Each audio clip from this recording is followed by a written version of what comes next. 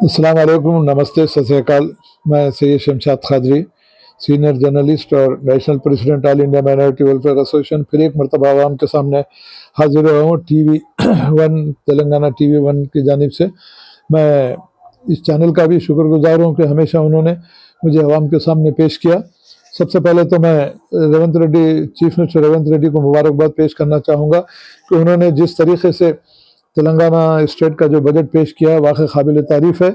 और जिस तरीके से उन्होंने किसानों की फलाह बहबूद के लिए जो बजट मुख्तस किया है, यकीनन मैं समझता हूँ कि तमाम किसानों में इसकी खुशी की लहर दौड़ गई होगी। मगर इसी के साथ साथ मैं एक बात भी कहना चाहूँगा कि मिस्टर रेवंत रेड्डी ने जिस वक्त इलेक्शन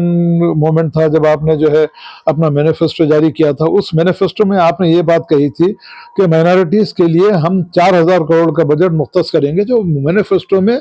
आपने शामिल किया था।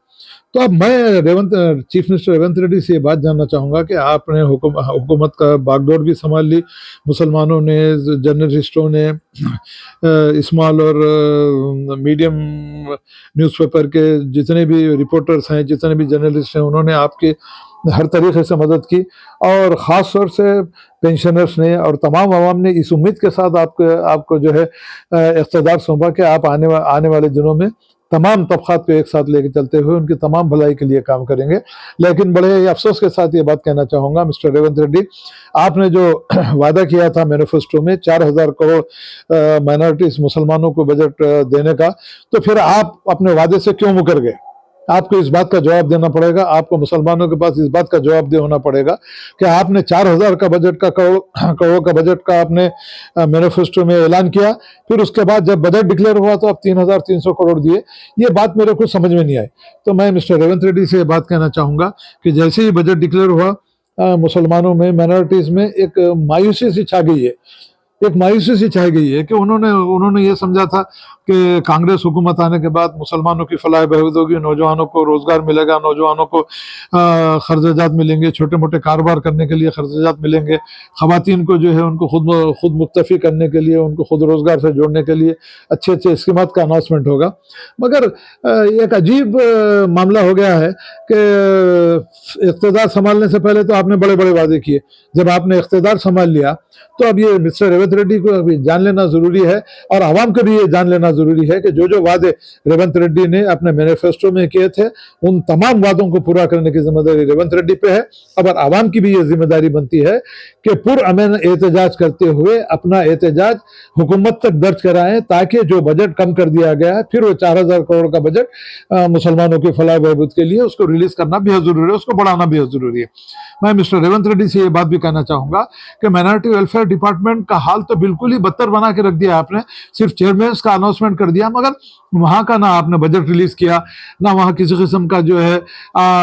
कोई कारकर्दगी वहाँ नजर आ रही है। तो मैं मिस्टर रेवंत रेड्डी से ये बात कहना चाहूँगा, मिस्टर तफसीर इकबाल से, मिस्टर इकबाल कासिम जो गवर्नमेंट के एडवाइज़र हैं, उसी के साथ साथ मोहम्मद अली शब्बीर हैं, इन तमाम से मेरी गुजारिश है कि अब भी वक्त है कि फौरी तौर पर चीफ मिनिस्टर के नाले में ये बात लाइए कि आपने जो बजट रिलीज किया है उसको बढ़ाते हुए 3,300 को 4,000 करोड़ करेंगे, और वो 4,000 करोड़ का बजट एक एक नया पैसा इस बात की तमन्नात आपको देना है कि इस बात को यकीनी बनना है कि पूरा 3,300 करोड़ के साथ साथ और बाकी मानदा बजट जो भी है उसमें ऐड करते हुए 4,000 करोड़ का बजट करते हुए मुसलमानों को जो है आप इस बात का तयखुन देंगे कि जो 3,300 का किया है उसको हम 4,000 करने वाले हैं। 4,000 का बजट करके मुसलमानों की फलाह बहबूद के लिए काम करना बेहद ज़रूरी है। तमाम महकूमा जात, minority finance corporation, Urdu academy, हज हाउस, वक्फ बोर्ड, इन तमाम को कारगर बनाने के लिए एक जायज़ा इजलास लीजिए, और जायज़ा इजलास लेके उसमें तमाम तबक़ात के लोगों को बुलाइए। बुलाने के बाद ही आपको जो है सही तरीके से फलाह बहबूद का काम आगे बढ़ा सकते हैं। वरना होगा ये कि जिस तरीके से पिछली हुकूमत ने जो है मुसलमानों को धोखा दिया, चंद्रशेखर राव ने जिस तरीके से धोखा दिया, उसी तरीके से फिर आवाम में कहीं ये शुकूक व शबहत ना पैदा हो कि जिस तरीके से चंद्रशेखर राव ने हुकूमत की, जिस तरीके से जो है तेलंगाना को तबाह बर्बाद करके चला गया, तो ऐसी बात फिर आपके बारे में ना सोचे। तो मैं मिस्टर रेवंत रेड्डी से इस बात का मुतालबा करना चाहूँगा चाहूंगा मिस्टर दामोदर राज नरसिम्हा से भी, जो फाइनेंस मिनिस्टर, उनसे बात खास तौर से कहना चाहूंगा कि आप फाइनेंस मिनिस्टर हैं, फौरी तौर पर एक जानिब तवज्जो देते हुए जो 3,300 करोड़ का जो बजट है, जो आपने मैनिफेस्टो में 4,000 करोड़ की जो बात की थी, उसको बढ़ाते हुए 4,000 करोड़ करते हुए मुसलमानों में एक इत्मीनान की लहर आप दौड़ाएंगे। वरना होगा ये कि मुसलमानों में नाराजगी होगी, माइनॉरिटीज में नाराजगी होगी, तमाम नाराजगी होगी, तो फिर आपको जो है आपकी हुकूमत चलाने में बड़ा मुश्किल होगी। आज देखिए अपोजिशन आपके सिर पर चढ़ के बोल रही है, आज आप अपोजिशन को सही जवाब देने के लिए मौक़िफ़ में नहीं है। तो मैं ये चाहता हूं कि रेवंत रेड्डी साहब को कि आप फौरी तौर पर इस जानिब तवज्जो देते हुए जो स्कीमात का आपने अनाउंसमेंट किया है, उन स्कीमात पर फौरी तौर पर अमलावरी करते हुए 6 जमानतों का मामला हो, राशन कार्ड का मामला हो,